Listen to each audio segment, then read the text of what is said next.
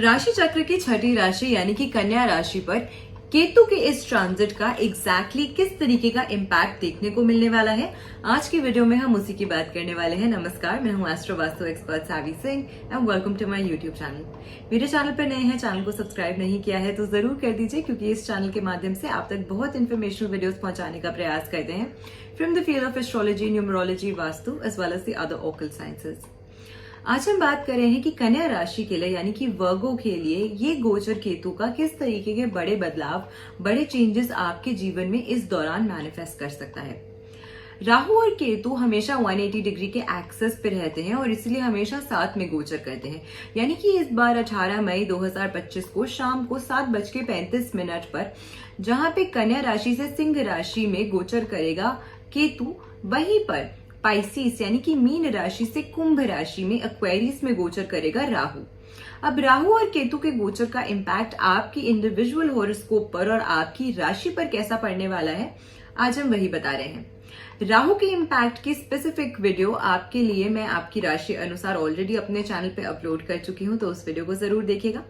इसी के साथ आज केतु की हम चेंज की बात कर रहे हैं और केतु का चेंज जो है वो आपकी कुंडली के और आपकी राशि के अनुसार अगर मैं बात करूं तो आपकी राशि से द्वादश भाव में यानी कि 12वें भाव में हो रहा है। अब आपकी राशि से 12वां भाव और काल पुरुष की कुंडली का 12वां भाव अगर मैं बताऊं तो ये वो भाव है जहां से हम व्यक्ति के जीवन में खर्चों को देखते हैं, यानी कि एक्सपेंडिचर्स को देखते हैं।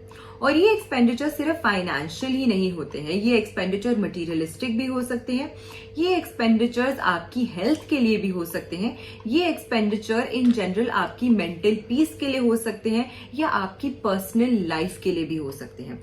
तो किसी भी चीज में, किसी भी एस्पेक्ट में खर्चा जो है वो 12वें भाव से देखा जाता है।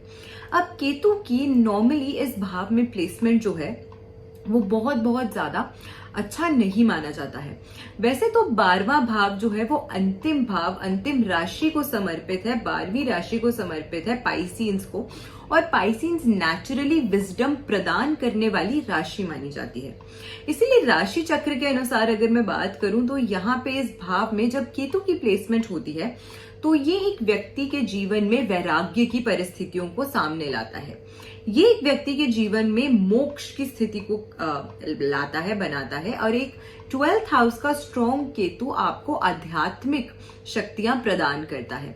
लेकिन सांसारिक जीवन के लिए ये आपके लिए आपके स्पाउस के साथ आपके बेडरूम में जो रिलेशंस हैं उसको दर्शाता है। तो इसीलिए जब वहां पर एक ऐसा प्लैनेट प्लेस होता है जो कि सेपरेशन को दिखाता है, जो कि एक तरीके से अलगाव की स्थिति को दिखाता है, तो वहां पर उस लिहाज से केतु की ये जो प्लेसमेंट है वो उतनी उपयुक्त नहीं मानी जाती है। यानी कि अगर आप अभी भी सांसारिक जीवन का हिस्सा हैं, डे टू डे लाइफ में केतु की प्लेसमेंट 12th हाउस में कहीं ना कहीं व्यक्ति को अपनी पर्सनल लाइफ में थोड़ी सी प्रॉब्लम्स जो है वो उत्पन्न करता है। इसी कारण से केतु की ये जो 12वें भाव की प्लेसमेंट है ये बहुत ज्यादा उपयुक्त नहीं मानी गई है। अब ऐसे में केतु की प्लेसमेंट सबसे पहले आपके 12वें भाव में आपकी लाइफ के किस किस एस्पेक्ट में परेशानी खड़ी कर सकता है। फर्स्टली क्योंकि ये एक्सपेंडिचर का भाव है, तो इसका मतलब ये हुआ कि केतु की यहाँ पे प्लेसमेंट आपकी राशि के लिए अनएक्सपेक्टेड एक्सपेंडिचर्स खड़े कर सकती है। यानी कि असाधारण या असमय पर आने वाले फाइनेंशियल आपको खर्चे जो हैं वो इस समय के दौरान झेलने पड़ सकते हैं। और कहीं ना कहीं ये जो खर्चे होंगे वो डायरेक्टली आपकी इनकम को, आपकी आमदनी को और आपकी डे टू डे लाइफ को बहुत गंभीरता से प्रभावित करने वाले हैं, क्योंकि आपकी सेविंग्स भी इस एक्सपेंडिचर में खर्च होती हुई नजर आती हैं। तो यानी कि पैसे से जुड़ी हुई तंगी और समस्या जो है ये केतु का गोचर आपकी राशि के लिए लेकर आता हुआ नजर आता है। अब मैंने टाइम एंड अगेन अपनी वीडियोस में ये बताया है, क्योंकि अक्सर लोग पूछते हैं मैम कि हमें अपनी इंडिविजुअल कुंडली को ज्यादा महत्व देना चाहिए या ट्रांजिट को हमें समझना चाहिए। एस्ट्रोलॉजी में कुछ भी ब्लैक एंड व्हाइट नहीं है, there is always some sort of grey area. अब ऐसे में जब ट्रांजिट होते हैं तो 50% आपकी कुंडली में ट्रांजिट का क्या इम्पैक्ट है और 50% आपका इंडिविजुअल हॉरोस्कोप कितना स्ट्रॉन्ग है उस ट्रांजिट को बेयर करने के लिए ये डिफाइन करता है कि कोई भी ट्रांजिट आपके जीवन में या आपकी लाइफ में किस तरीके का इम्पैक्ट डालेगा।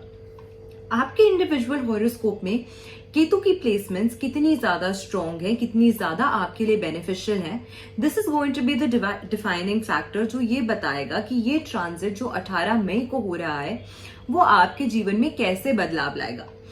बट अगेन, क्योंकि मैंने आपको शुरू में ही बताया कि 12वें भाव में केतु की प्लेसमेंट आपकी राशि अनुसार बहुत ज्यादा उपयुक्त नहीं है, तो 50% जो ट्रांजिट का इम्पैक्ट आपके जीवन में पड़ेगा वो ये डेफिनेटली डिफाइन करेगा कि आपके लिए ये किस तरीके के बड़े बदलाव, किस तरीके के बड़े चेंजेस जो हैं वो लेकर आने वाला है, या फिर आपके जीवन में जो संघर्ष आ रहा है वो किस एरिया में आने वाला है। सबसे पहले एक्सपेंडिचर्स आपकी केतु बढ़ाता हुआ नजर आता है। सेकेंडली, इस समय के दौरान आपके हेल्थ इश्यूज ज्यादा ट्रिगर हो सकते हैं, चाहे आपको मानसिक तौर से आपको तनाव महसूस हो, मेंटल स्ट्रेस की स्थिति ज्यादा बढ़ती हुई नजर आती है, या फिर फिजिकल वे में भी अगर मैं आपको बताऊं तो आपकी फिजिकल हेल्थ भी थोड़ी सी डैमेज और प्रभावित होते हुए इस समय के दौरान नजर आती है। इसका मतलब ये भी हुआ कि अगर पैसा खर्च हो रहा है तो बीमारियों पर भी पैसा खर्च हो सकता है। अनएक्सपेक्टेड एक्सपेंडिचर जरूरी नहीं है कि सिर्फ आप अपनी लग्जरी लाइफस्टाइल को ही पूरा करने के लिए या अपनी इच्छाओं की पूर्ति के लिए ही पैसा खर्च कर रहे हैं। जरूरत होने पर हो सकता है कि कोई ऐसी असाध्य या कोई ऐसी अननोन चीज सामने आ जाए जिसके ऊपर आपका सडनली पैसा जो है और काफी ज्यादा पैसा जो है वो खर्च हो जाए। तो इसी वजह से हो सकता है कि हेल्थ इश्यूज की वजह से आपको अपना पैसा खर्च करना पड़ रहा है। इसी के साथ में 12वां भाव जो है वो कहीं ना कहीं कोर्ट केसेस या फिर कोर्ट कचहरी के साथ लेन देन को भी दर्शाता है।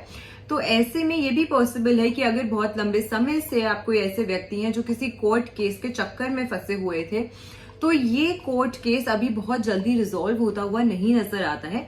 इसमें भी आपके थोड़े से एक्सपेंडिचर्स जो हैं इस कोर्ट केस को रिजॉल्व करने में या किसी सेटलमेंट में पैसा खर्च होना, इस तरीके के भी जो स्टार्स हैं वो अलाइन करते हैं, और ऐसा लगता है कि इस तरीके की चीजों पे भी आपका पैसा जो है, आपका धन जो है वो खर्च हो सकता है। मूविंग ऑन, इसके साथ में आपके जो पर्सनल लाइफ है वो थोड़ी सी मैलिफिकली इम्पैक्ट होती हुई समय के दौरान नजर आती है, specially if you somebody who is married. अगर आप शादीशुदा हैं तो आपकी वैवाहिक जिंदगी में वैवाहिक सुख की थोड़ी सी कमी आती हुई इस केतु के ट्रांजिट के साथ नजर आती है।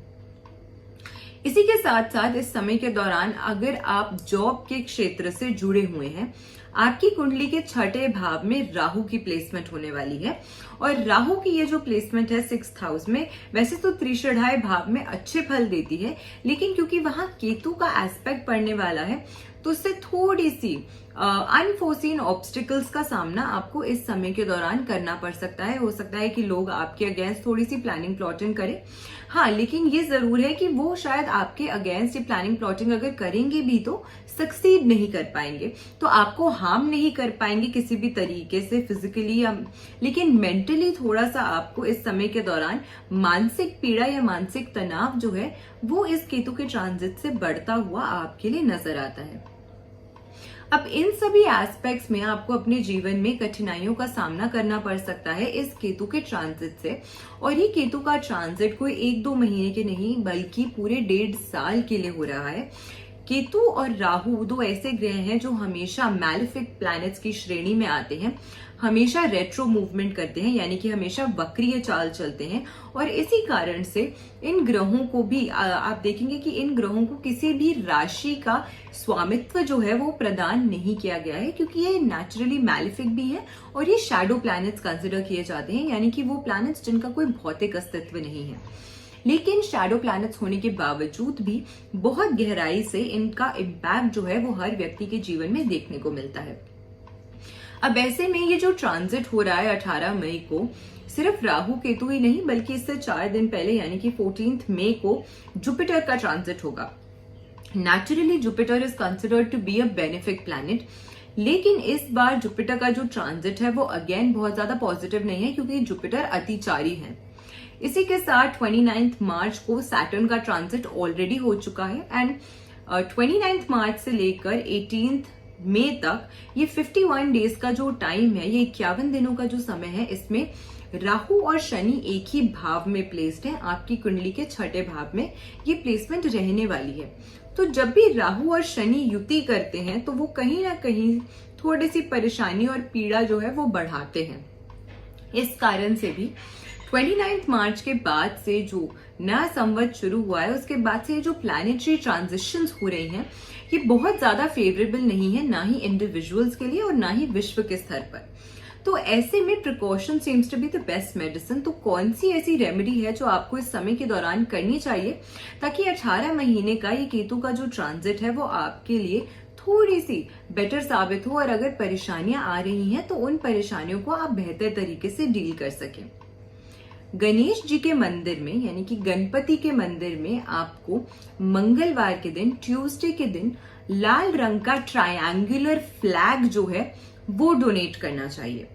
घर के आसपास मंदिर नहीं है या आपकी किसी और धर्म में आस्था है तो जिस भी धर्म में आपकी आस्था है उनके धार्मिक स्थल पर जाकर आपको लाल रंग का ये जो पताका है ये आपको जरूर डोनेट करना चाहिए या वहां पे आपको लगा कर आना चाहिए। मंगलवार के दिन आपको इस रेमेडी को करना चाहिए, ये आपको बहुत अच्छा लाभ जो है आपके जीवन में जरूर देगा। 2 मंथ्स यानी कि 2 महीने तक कंटिन्यूसली हर मंगलवार आपको इस रेमेडी को करना चाहिए। फिर बीच में कुछ समय का विराम देके, कुछ समय का पॉज देके आप फिर से इस रेमेडी को रिपीट कर सकते हैं।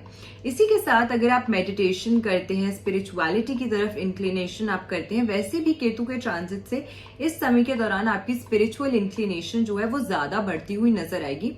भौतिक और सांसारिक जीवन से थोड़ा सा दूर जाते हुए आप लोग नजर आएंगे, जिसकी वजह से आपके संबंधों और रिलेशनशिप्स में खटास और मिसअंडरस्टैंडिंग जो है वो और ज्यादा बढ़ सकती है।